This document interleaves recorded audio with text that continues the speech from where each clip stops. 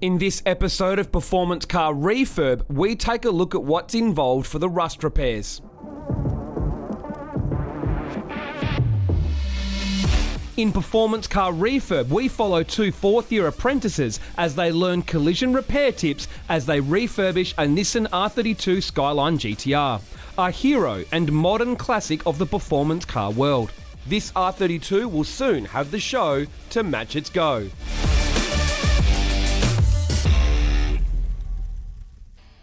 So for a car of this era, an early 90s car, to find as little rust as we did was, such a surprise, if I'm honest. A little bit of rust in the rear quarter. There was a little bit of surface rust around the front and rear window apertures, which would have been from a previous work. But other than that, there wasn't a huge amount of surface rust, really. As far as structural rust, nothing. So sills are all good. The only real rust repair that was needed to be just two small patches in the bottoms of the rear wheel arches was a big surprise.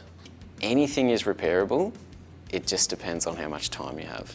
Yeah, there's definitely different levels that you can work to. For what we wanted to achieve and what the purpose of the car is for, we decided to do a rust patch, cut it out, clean it all up properly. We had various considerations, one being time. The repair area was quite difficult. We had considerations where there were tabs for trims to fit, and we didn't want to lose any reference points for those trims. The repair we decided to do was a little bit unconventional. Like a full restoration would have either made up a complete new lower quarter, or would have just replaced the quarter in its entirety. The hole that we were replacing was very small, and so we cut back just as far as we were comfortable with. As far as we knew, we've got rid of all the rot that was there, and we're not going to have any issues in the future. It was really handy to have a good range of tools out there in the shop like that. It was so important to get that area clean, and so by having the belt sanders along with their Cubitron, we're able to prep the area properly, which is so important, especially in rust repairs.